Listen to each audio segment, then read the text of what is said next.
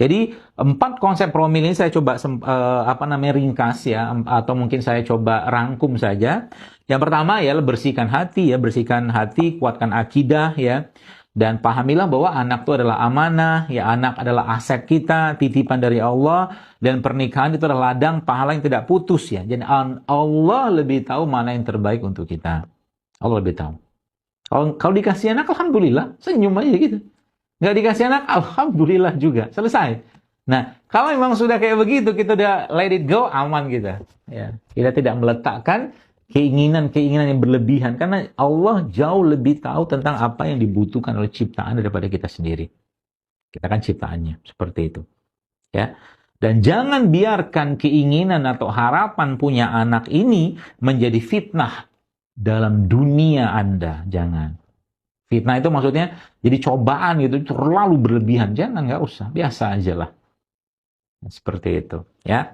Nah, yang kedua, ya, konsep yang kedua adalah bersihkan ladang. Ya, bersihkan ladang tanah tadi dengan puasa, dengan bekal, termasuk juga tadi lupa saya sampaikan di situ Anda mungkin juga perlu membiasakan atau mungkin perlu juga memasukkan di situ konsep atau mungkin makanan-makanan berbasiskan atau minuman berbasiskan probiotik. Ya, fermentasi itu juga sangat baik untuk membantu ini. Dan yang ketiga, isi dengan produk ciptaan Allah.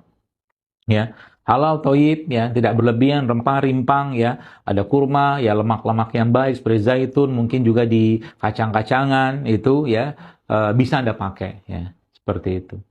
Kemudian yang keempat, ya, tawakal. Udah selesai gitu. Ikhtiar sudah jalan, ya, termasuk ya, gunakan ikhtiar-ikhtiar langit, ya. Gunakan ikhtiar-ikhtiar langit. Dalam bentuk apa? Sodako. Lakukan sunnah-sunnah Nabi yang belum pernah kita kerjakan. Minta doa pada anak yatim. Jadi daripada menghabiskan uang untuk beli ini itu segala macam yang belum tentu jelas, ya, kalau kadang-kadang saya katakan ya lebih baik Anda habiskan uang Anda, sisihkan itu atau belanjakan itu jalan Allah untuk pondok, untuk anak yatim, fakir miskin, duafa, dan minta doa mereka untuk Anda diberikan keturunan. Seperti itu. Jadi akhirnya hidup kita itu tenang, Bapak sekalian. Ya. Tenang kenapa? Tenang karena memang bukan itu tujuan. Bukan sekedar itu tujuan dari pernikahan, kan gitu tadi Ustaz Umar kita menjelaskan, ya, kita punya tujuan lain yang jauh lebih besar dari itu, ya.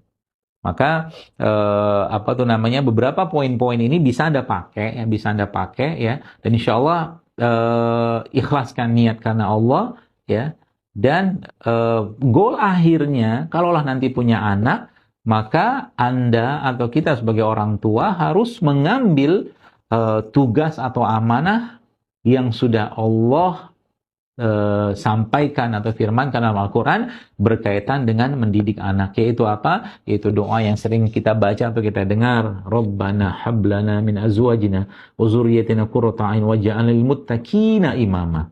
Kita punya anak bukan untuk mendidik dia menjadi seorang dokter, bukan.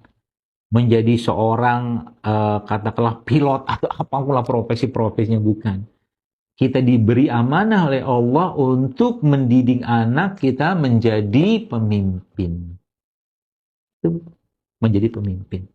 Untuk mendidik seorang anak menjadi pemimpin, Bapak-Ibu sekalian, ya, maka tidak akan mungkin bisa diberikan kepada orang-orang yang tidak bisa memimpin dirinya. Tidak akan bisa. Memimpin dirinya dia nggak bisa, gimana mau dikasih anak? Gitu. Allah memberikan itu karena Allah jauh lebih tahu daripada kita. Ya. Nah, jadi kalau kita sudah memahami, ya, menjalani ini semua itu dengan bahasa-bahasa keimanan, ya, apa tujuannya, apa keinginan Allah, kehendak Allah dari ini semua, apa yang Allah inginkan dari ini semua dalam kehidupan perjalanan kita, katakan Anda yang promil atau apapun itu, maka kita akan lebih tenang hidupnya, ya, lebih tenang hidupnya. Ya, sehingga nanti promil itu menjadi ya ada ikhtiar yang kita kerjakan, tapi subhanallah ketika jauh lebih besar hal-hal yang berhubungan dengan Allah yang kita kerjakan, bisa jadi ya subhanallah, ya, minum kunyit hanya kunyit doang gitu misalkan, hanya minum serai doang, katakanlah dia makan bawang putih dimasukin dalam sup segala macam, ternyata di situ Allah memberikan keturunan, ya. Allah begitu mudah menjadikan sesuatu kalau dia berkehendak.